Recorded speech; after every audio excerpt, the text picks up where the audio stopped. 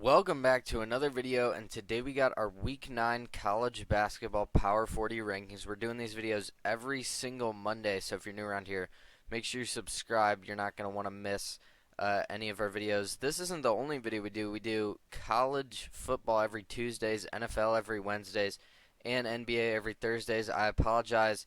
A lot of things have been weird recently with, the holidays. I just got my wisdom teeth out my wisdom teeth out a couple days ago, so if I sound a little different, that's why. But hopefully, moving forward, we'll have a better schedule. Also, just want to say Happy New Year's, Happy Holidays, all that good stuff. But yeah, make sure you subscribe if you're new, turn on the noties. Let's go ahead and get right into the top 40. Starting off with number 40, it's going to be my Ohio State Buckeyes. I'm going to keep them in the Power 40. I'm holding on to hope. They're one of the best three-point shooting teams in the country. But besides that, they don't really have much to get excited about. They are very high in KenPom. They're ranked 28th overall in KenPom, just behind Purdue, just ahead of North Carolina. So I guess that is kind of interesting. But yeah, they've kind of been squeaking by. They did get back into the Power 40, though, with that win over Kentucky, but they've been taking care of business. There really wasn't a lot of games this week. The rankings barely even changed. There was only a few teams that moved up and down.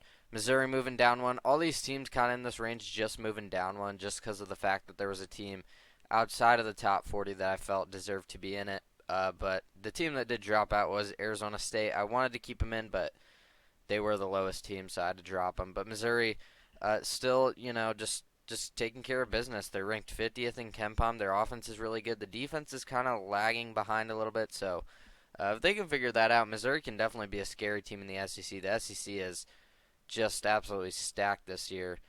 Number 38, Wisconsin.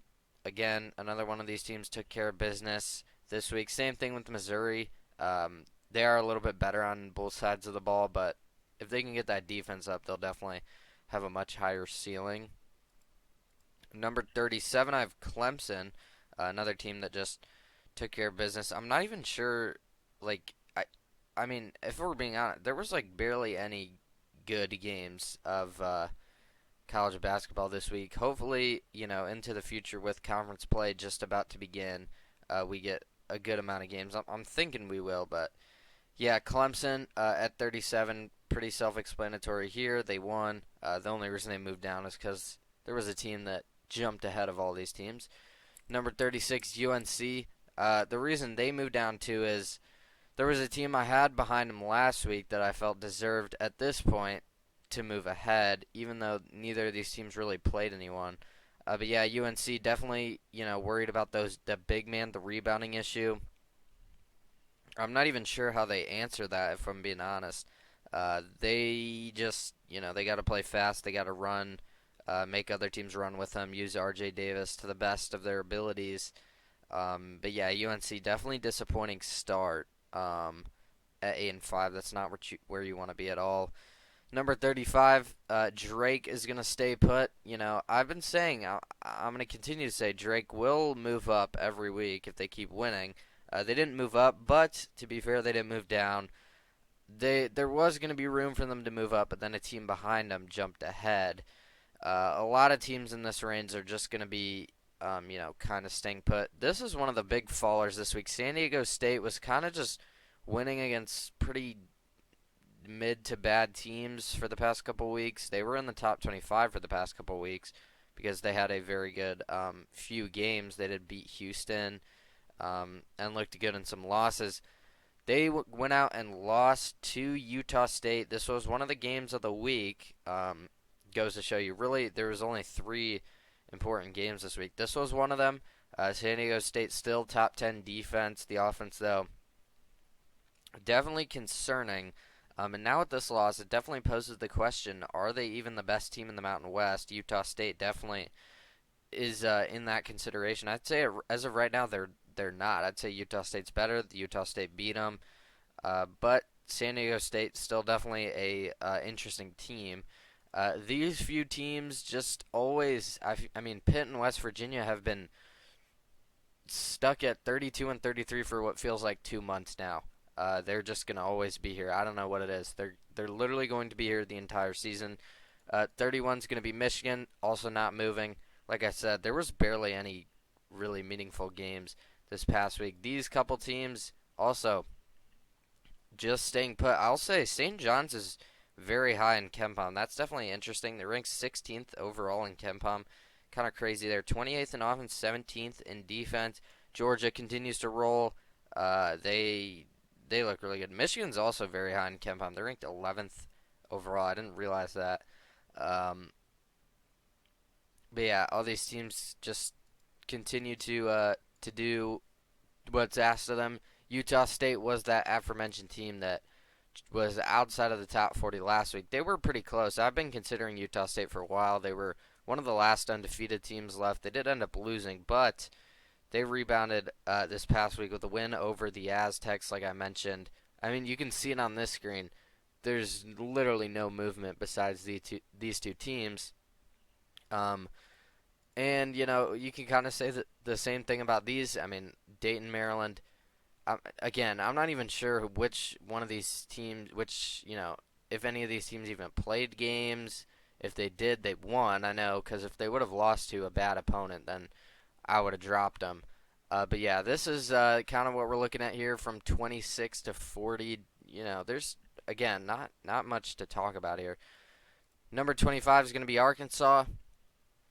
Calipari continues to do his thing over there. The defense looks really solid. The offense is lagging a little bit behind, but not terrible whatsoever. They're ranked 39th in KenPom. 24 is going to be Baylor. Again, not sure what to think about Baylor, but I keep them ahead of Arkansas just because of the fact that they beat them. I don't know. They're ranked 5th in offense, but 84th in defense. 22nd in KenPom, so just about where I have them. 23 Illinois. Kasparis Yakachonis, I believe that's how you say it. He's been great for them. He got a top 35 offense and a top 10 defense. Illinois looks very strong. One of the better teams in the Big Ten. They just put up 117 points. I did see that. That's a lot of points, no matter who you're playing. One of the few teams moving around this week is going to be Ole Miss. They went out and lost to Memphis this past week. That was just an absolute bloodbath. Memphis just dominated them in the second half. They win by 17 points. It was in Memphis, but I don't know. I expected a bit of a more solid performance from the Rebels. There wasn't any doubt there. I mean, Memphis got out to a big lead pretty much right away, and Ole Miss got it close at halftime, but coming out of the second half, it was just kind of the same story of the first half. Coming in at number 21, it is going to be Memphis. I'm just going to put them one spot ahead. I think that's fair. Memphis, now heading into conference play, has set themselves up. I mean, 10-3 in non-conference, especially with the schedule they've had. It's not like they've played nobodies. I mean, they went out in the Maui Invitational, beat UConn, beat Michigan State, actually played a pretty close game with Auburn. They have one over Missouri. They have one over Clemson. Now another win to Ole Miss. They did lose to Mississippi State, but, I mean, you can't win them all. And now, looking at Memphis, going into conference play, they're probably going to be favored in every single game here on out, barring, a huge injury or some sort of collapse. I mean, this is a really deep team. P.J. Haggerty, Tyrese Hunter, Colson Rogers, Dane Dainja. He's been really good for them, former Illini there. Those four guys are all averaging over 11 points a game. Haggerty's averaging 22. They shoot the three really well. Memphis is one of those teams that come March, they can actually make a run. The Tigers look really strong. I'm very high on them. I got them at 21, moving up 7 spots after that very impressive win over Ole Miss. Number 20 is going to be Purdue. They're just kind of squeaking by, not much to talk about here with the Boilermakers. Not where you want to be at this point. Number 19 is going to be Gonzaga, moving down 6 spots. They fall quite a bit after losing to UCLA. And with Gonzaga, I mean, at 9-4, I thought after they went out and blew out Baylor to start out the year. I thought Gonzaga was going to be once again a very good team, and not to say that they aren't, but I mean their best win is San Diego State, maybe Arizona State, maybe Indiana. I mean, recently they haven't gotten a good win. They lost to Kentucky, they lost to UConn, now they lose to UCLA. So I don't know. I mean, Graham Ika has kind of been. He's not been bad. I mean, he's averaging 16 and 7, but you honestly want to see more out of him.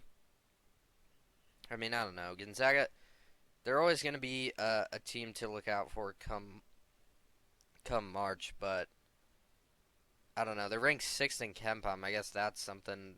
Number 4 overall in offense. I mean, they have the longest Sweet 16 streak in, I believe, in history. So wouldn't be surprised if they made it there again. But sitting at 4 losses right now, that's not where you want to be at all. Number 18 and number 17, both just moving up because Gonzaga fell behind them. Houston's going to be staying put. You could argue they should have stayed ahead, but at this point, Houston kind of same thing with the Gonzaga. Honestly, a little bit worse. Houston's computer numbers are much better than Gonzaga's. I'll give them that. I mean, they nearly have a top 10 offense and defense. They have a top 3 defense, by the way. And if you're wondering, number 11 offense. They're very close to doing that. And there's only one other team that actually has top 10 in both. So computer numbers are always going to be high in Houston. But yeah, Houston doesn't really have a good win, so resume definitely lacking. And with 3 losses, it's kind of hard to put them much higher at this point. UCLA picks up the big win against Gonzaga this past weekend. Much needed. UCLA continues to build on their resume. They're ranked 13th overall in KenPom, 64th in offense, but 4th in defense. That defense really doing a lot of the heavy lifting. And when looking at the Bruins, I mean, they're in a really good spot. I think they have potential to be the best team in the Big Ten this season. It's definitely a wide open league. I mean, Purdue, Michigan State, I really don't know who's going to win the Big Ten. I think it could be UCLA. Speaking of Michigan State, they're going to be one spot ahead. I didn't jump UCLA over them. I thought about jumping UCLA all the way up to 11. Couldn't do that. I wanted to give some respect on these teams up here.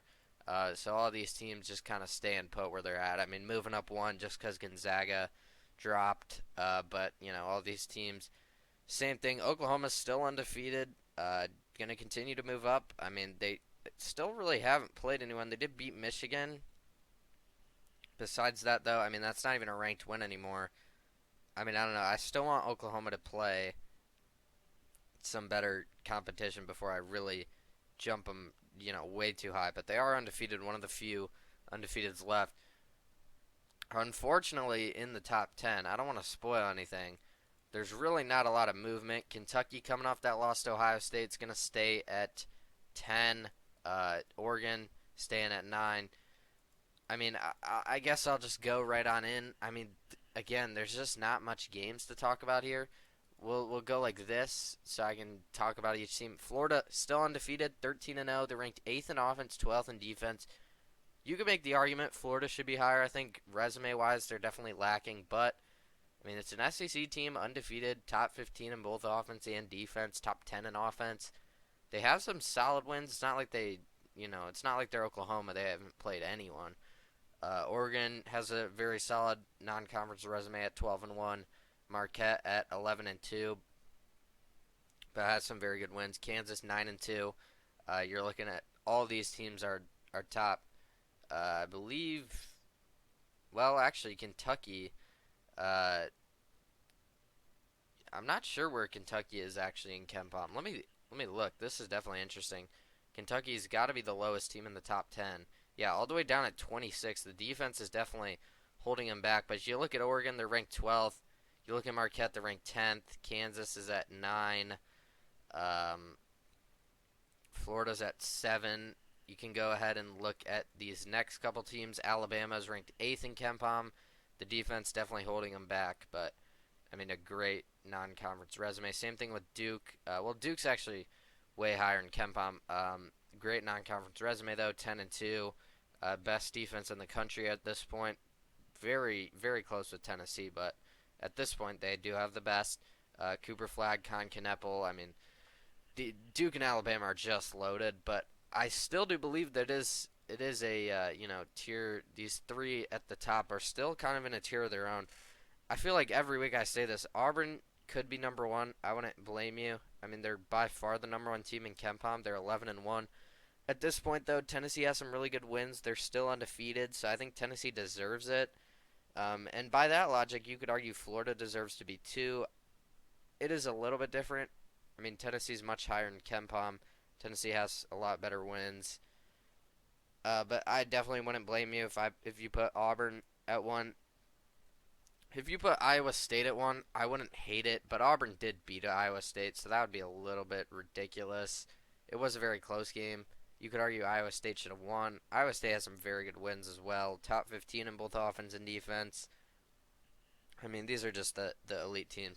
But yeah, look at this. No movement in the top 10. This might be the only time you're ever going to see this. This is actually kind of crazy to think about. No movement in the top 10 whatsoever. Actually, in the top 12, now that I think about it. Crazy stuff, and really only. I mean, there was only three good games this past week: Gonzaga, UCLA, Ole Miss, Memphis, and San Diego State, Utah State. I mean, that is it. So, I apologize for the bit of a shorter video. I kind of needed it a little here, coming off of the wisdom teeth surgery. But that is going to do it for the video. Hope you guys enjoyed this one. If you did, make sure you go on there, leave a like, subscribe to the channel if you're new, turn on the noties to make sure you don't miss whenever we upload. Should have. I'm not sure if we're gonna do college football second round picks because I got all of the first round games right, so my picks are probably just gonna be the same thing. I don't see anything switching. Um, we'll see with that. We should have an NFL video, and I'm not sure about NBA quite yet. We'll see what the week holds. I got a lot of family in town, a lot of things going on, but I'm trying to make time for this. So yeah, I hope you guys enjoyed. Subscribe if you're new. Love to hit 200 subscribers here to kick off the new year. But yeah, thank you for watching. I will see you guys at some point this week, either with college football or NFL. Hope you guys enjoyed this one.